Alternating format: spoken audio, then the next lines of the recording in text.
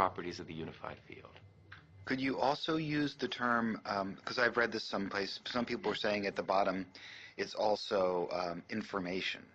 Is that kind of similar, or is that another way to describe the same thing?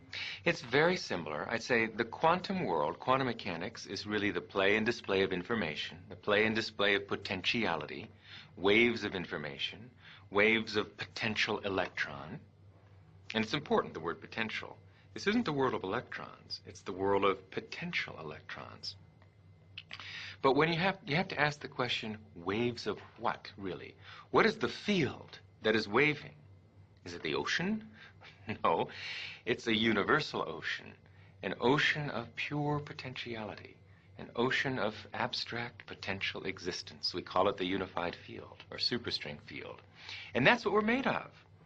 So, as you said, the tighter physics have tried to grasp onto physical reality, to understand what it's really made of. What are the core building blocks of life? At the basis of it all, life, the universe, slips through your fingers.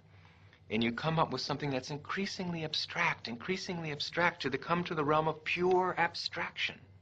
And that's what the unified field is. It's pure abstract potential, pure abstract being, pure abstract self-aware consciousness, which rises in waves of vibration to give rise to the particles, the people, everything we see in the vast universe. That was great. I got awesome. Goosebumps on that one.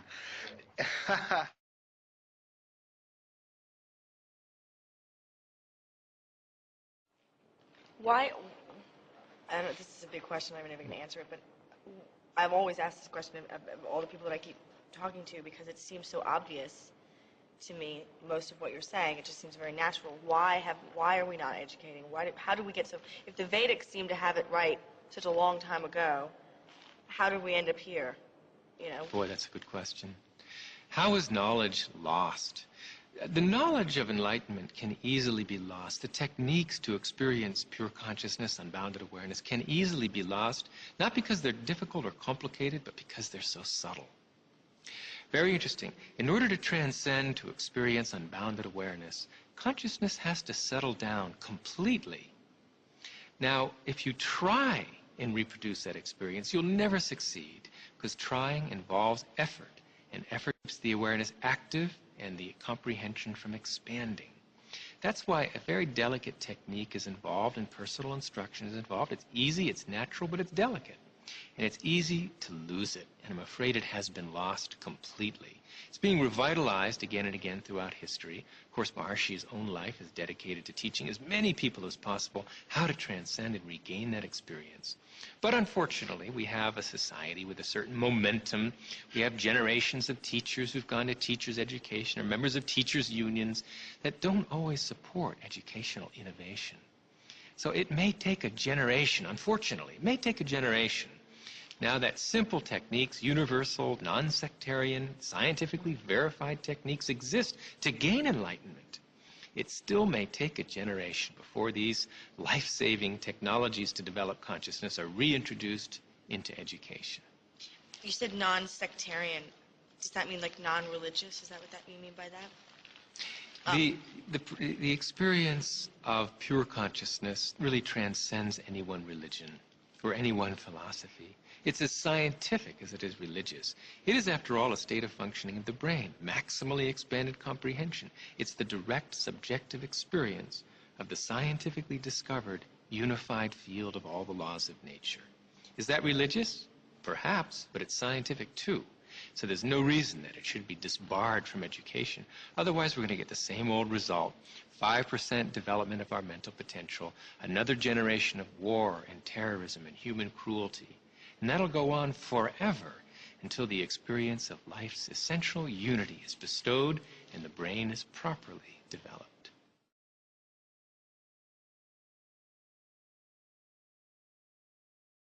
You know, we talked to Jeffrey Satinover and Hameroff, and I think maybe one other physicist said the same thing, that because you talk a lot about the observer, and they sort of said that that whole concept of the observer was a mistake and it's been fixed and it doesn't really mean anything now.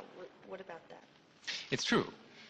There's a deeper level of perspective in which the observer does not yet exists, not separate from the observed.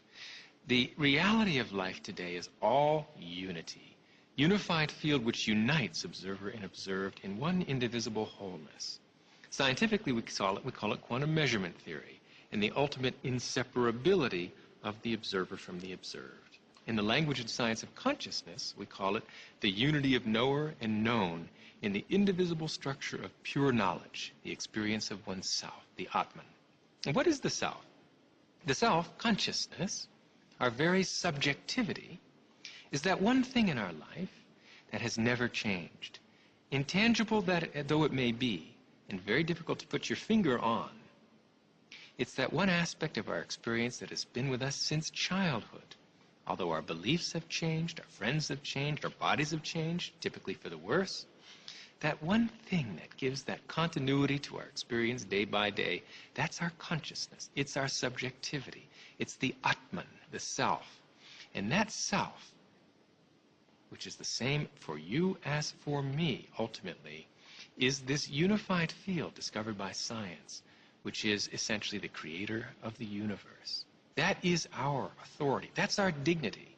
If we only knew ourself and how precious it was, we would rush to experience higher states of consciousness where that experience of our unbounded subjectivity is never lost, even during the depths of sleep. I still don't understand. That's okay. I still don't understand. Can I have you rephrase the question? Yeah, again? it's good. It wasn't a very clear answer. Rephrase.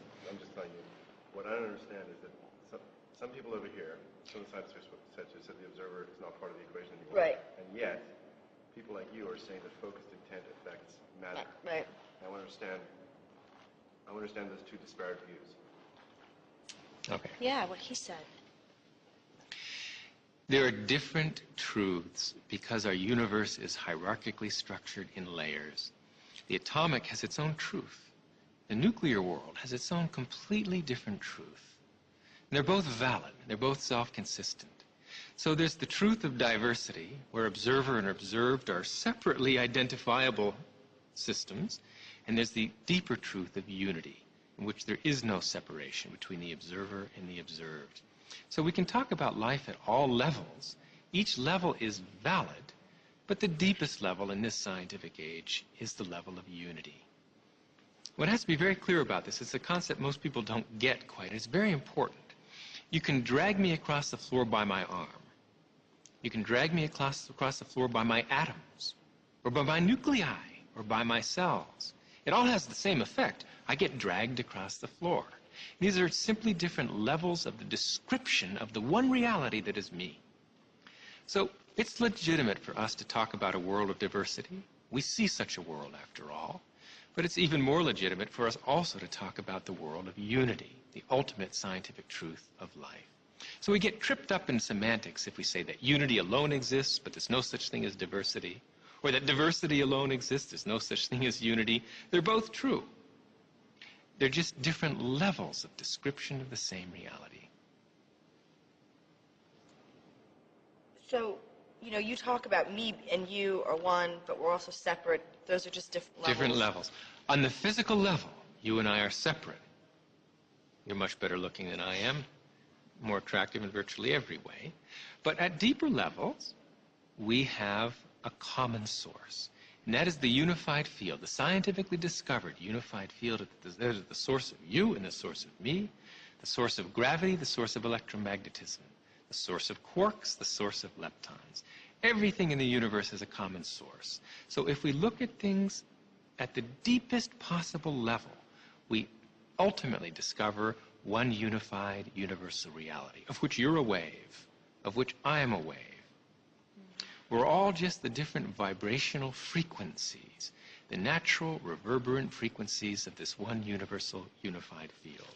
Our whole universe is just a symphony. The various, harmonics and fundamentals and overtones of one universal field, one universal ocean of consciousness in motion. So let me ask this. I'm just trying to understand all this stuff. So does that place come from the Planck scale? Or is it... Yes. Wow, really? Yes. I totally understand it for the first time. Oh my God, I'm so excited. The Planck scale is that small distance scale, 10 million times smaller than the atomic nucleus, where all the forces come together, where all the particles come together as one, where you and I come together as one reality, where distance, where causality no longer exists, and there's one unified, indivisible wholeness, which is the unity of consciousness, the unified field of all the laws of nature. Waves of information, waves of potential electron, and it's important, the word potential. This isn't the world of electrons, it's the world of potential electrons. But when you have to ask the question, waves of what, really? What is the field that is waving? Is it the ocean? No, it's the basis of it all. Life, the universe, slips through your fingers. And you come up with something that's increasingly abstract to come to the realm of pure abstraction. And that's what the unified field is. It's pure abstract potential, pure abstract being, pure abstract self-aware consciousness. Properties of the unified field. Could you also use the term, because I've read this someplace, some people were saying at the bottom, it's also information. Is that kind of similar, or is that another way to describe the same thing? It's very similar. I'd say the quantum world, quantum mechanics, is really the play and display of information, the play and display of potentiality, which rises in waves of vibration to give rise to the particles, the people, everything we see in the vast universe. That was great. I got awesome. goosebumps on that one.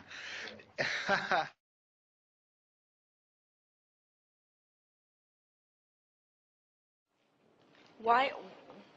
I don't. This is a big question. I'm never going to answer. Universal ocean, an ocean of pure potentiality, an ocean of abstract potential existence. We call it the unified field, or superstring field. And that's what we're made of.